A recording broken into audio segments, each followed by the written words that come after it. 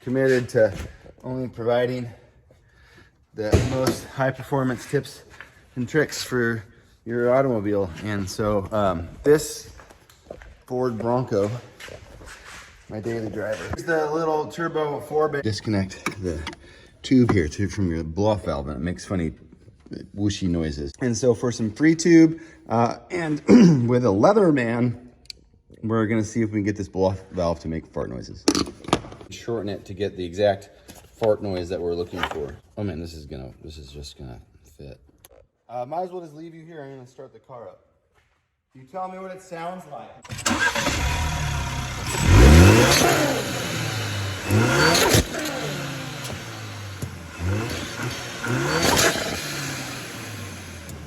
It's something, but it's not fart noises.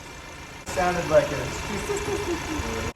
Let's just, for giggles, we'll put the whole length on, see if that makes something funny and internetable. I mean, there's definitely a lot of air going through there, which that gives me confidence in that we can achieve some sort of goal, or which I don't know. That's the nice thing about not having goals, is just whatever you end up with is the result, right? Experiments. Okay, here's the smaller diameter tube, and I'm sorry, these probably have, bike people are probably swearing at me. Cut off a sizable chunk.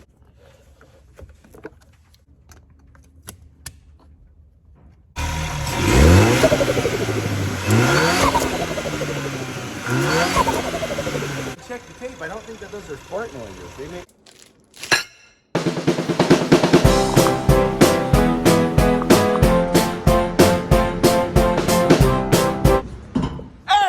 Campbell in the background, it's Tate Morgan. Gamma 500 YouTube channel is about to be revived, or at least we're gonna make another crappy video that only like 100 people are gonna see, but we're gonna start here with that cruise. But now I want to start. So Taylor, wholesome as hell on Instagram and TikTok and .com, that's wholesome as hell. She's gonna be documenting, or helping me document this and her journeys as well, so make sure to give her a follow as we go through all these fun projects we have. So we spent the last, week or two kind of organizing the shop, getting ready to pull the FauxRarri in, and I'm working on getting all the Tesla Swap parts for that. Work on some stuff with the Miata and some other projects around, but here you go. Here's the YouTube channel. Let's make a go at this. Working on this today. All right, here we go. This is an 87 FJ60. Emptying all the water that was in this fuel tank. The reason I got it so cheap is because it had been growing moss under a tree. Like literally it was just a moss factory. And so whoever painted this at some point and put silicone in these rails and rounded it out, because the rest of this is pretty clean. Got this funky, majestic paint that was done in the 90s. So we're gonna do a Radwood build on it. So I've got some 33s sitting for it. I'm gonna give it like a 2.5-inch Ironman 4x4 lip. And then some really funky like 90s graphics on it. My goal is to be kind of the anti-overlander with this thing, and see if we can get some smiles, but maybe piss off some kind of, typical overlandy types who just put a snorkel and roof rack on this. So I already took the air cleaner off. I had to put a charge on it, got the starter fluid out, and we're gonna spray it down, and then I'm gonna crank it over and see what happens. So this thing did not come with keys, and so I had to hotwire the sucker. And so Taylor's gonna get up there with the starter fluid, right, Taylor? Yeah. Oh, come on, I'm playing ready golf here. Okay, you ready to spray some of that in the carb? Yeah, we're gonna do first kick over, yep. Oh. See, that's what I was expecting. Nope, choke's on. Spray it in there.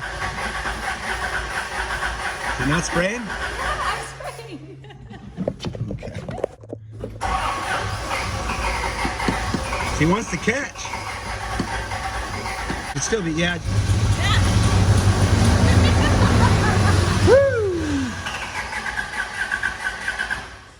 Okay, all right. Let's pour some seafoam in it.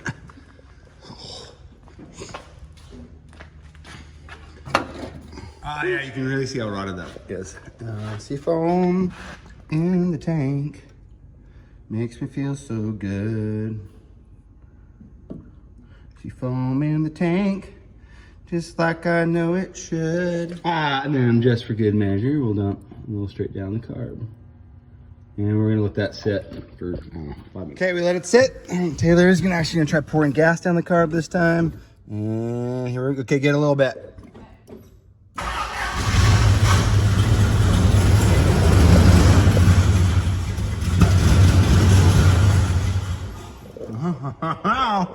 Okay, more smoke than normal. Okay, give it a little dab in there.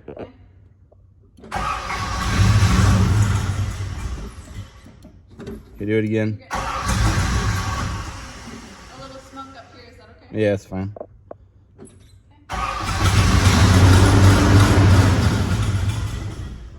To the carb, so let's try her again. Look how cool that car looks. Oh, behind, yeah.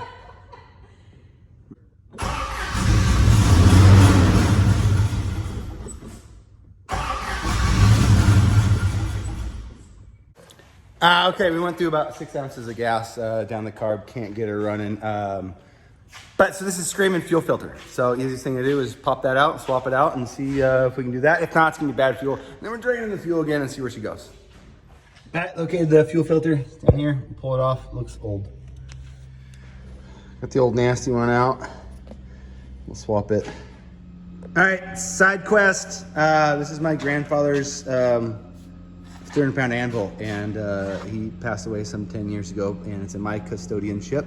And it's got a little rust over the years, so I'm gonna use what I got, and then we're gonna spray it with some deep creep and start working on it with some steel wool, see if we can get some of that crud off.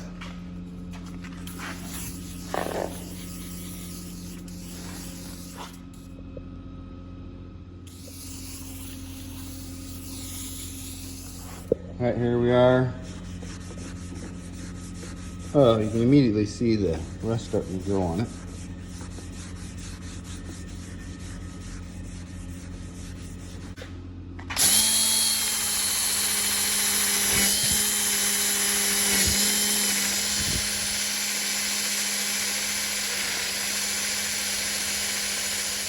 Okay, it's got some markings on it, and it says EJM 1961. This is older than 1961, I know that. So somebody, I think, must have carved their initials. And I saw something on the other side. Maybe one of you guys can tell me what this means. I think it says Peter Wright Patent or Palin. You're right, as I'm going to assume the 221. 2215. I wonder if those were manufacturer marks as well. If you know, let me know, and we'll get this thing identified. But they should be. I think they're pretty valuable.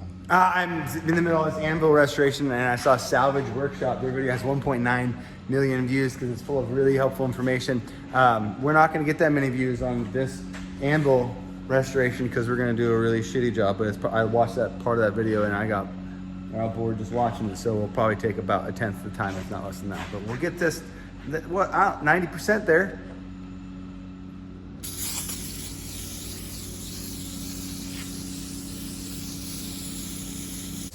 Okay, Pops came over as the next day, and we weren't getting fuel to the carb, and so I assumed it was the fuel pump. I was about ready to pull the fuel pump off, and my dad's like, well, why is it getting fuel into the fuel filter if the pump's bad? And I was like, I don't know, so we just put a little bit of compressed air on that last little fuel line, blew it out, and now it's getting fuel to the carb, so let's see if it runs. Thanks, Pop. Okay, first crank, we're gonna see if we can get away with not even priming it.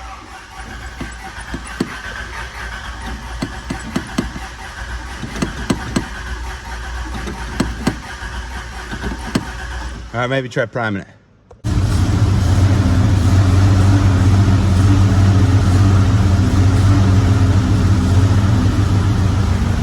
There it is.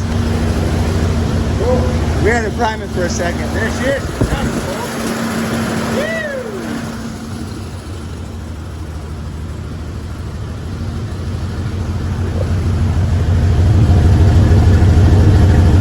I've been dumping seafoam down the carburetor and then into the gas, so this makes sense. Oh,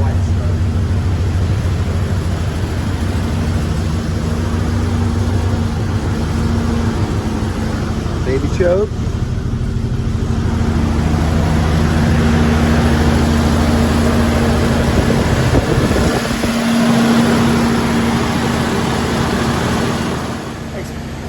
It's a high five.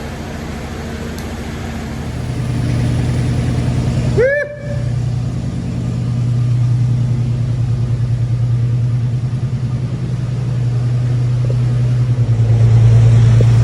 Purring like a kitten.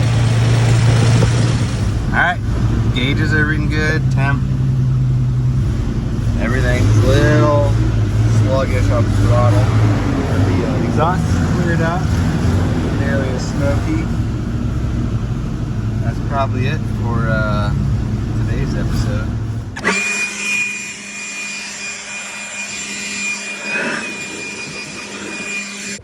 Alright, so that's it. I don't know what this channel's about. I know we're gonna get that thing put together and get some cool lifting tires and wheels on it. The 40 is pretty well sorted. This we'll start on as soon as we can get the Tesla drive motor and the battery pack. AEM by Holly is providing all the hardware, software. The kind of the story behind why this is here. I took my sister's Barbie Ferrari, and before she got home from school, I had taken it apart and put the body on my RC car, on my RC10T. And now that I have a relationship with Traxxas, I'm basically gonna recreate this. I'm gonna put this on a Traxxas RC car about the same time I'm making the big electric RC car, kind of as an homage to my childhood. So we're gonna be working on the Miata a little bit. I got a busted rear diff on that sucker we need to pull out. We're doing lots and lots of mini bike stuff. This is where we podcast and then be doing a bunch of cool projects and kind of getting integrated more into the YouTube world. Speaking of, I was actually just on the phone with Fred and he sent me this video. Seafoam. When you absolutely positively need to get some old sit box running, pour this down the gullet and crank it over till it smokes like a son of a gun. Walking through LandCruiser stuff. Oh, Fred wants to go overlanding some more, so we'll do that. So you probably already heard that Dirt Every Day has been canceled after 11 years, an amazing run. I was in love with that show well before The Gambler was even born. So I think they're in a great position. So go check out their new YouTube channels, 4x Fred Williams and the Dirthead Garage are doing for just content. So they're going back to YouTube, which is freaking awesome. So we'll be doing samurai stuff over there. Here's the big toy hauler we got for moving our stuff around. Gonna be swapping these down to 31s, taking these 33s, putting them on the 87 FJ60 we were just working on, because this is getting sold. So if you have any desire to own a 1970 Tempest, you know, I'll probably let it go or for what I got into it, or maybe I'll put it on an auction site or something. So we got my dad's Willys up here. We got one of the Pontiac Vibes, and of course the Romper Stomper always needs a bunch of stuff done to it. But you tell me what. Oh, that works. You tell me what you guys want to see. My daughter has inherited the 80 series, so we're going to be putting that together, her and I. There's my Datsun from my childhood. It's up and running, thanks to a multitude of friends, including Chris Hiltz. And then there's the other Vibe as it sits after I let the Champ take a couple laps in it. So if you got anything that you want to see on the page, it's not going to be a lot of how-to stuff, just because there's so much better information, better mechanics out there. But we will do a little, I don't know, sloppy fabrication. I don't think we talked about the Tundra. I think my son is going to end up driving this in high school, but I've gutted the interior. We're going to Herculine the entire floor in here. I got the seats out because I want to reupholster them, something kind of wild and wacky, and we'll probably wrap it. I'm kind of thinking like an old school NASCAR livery, just because how funny that might look. Of course, drift trike things. And then speaking of Dirt Every Day, there's a Crusher 250. I'll load it up for a dump run. A much needed dump run from around here. So there we go. Got it. Okay, there you go for episode number 1. We got the old 87 FJ60 up and running good. So hope you're having a good day, and hopefully and I'll update you guys with the anvil restoration. We've been working on it a little bit, but I like the results. And then maybe we'll start getting fabrication tools back out. It's been a long time since I started to bend and shape metal, and I wasn't all that good at it, but maybe we can all get better. Even this 43-year-old dog now. All right, ABG, peace out.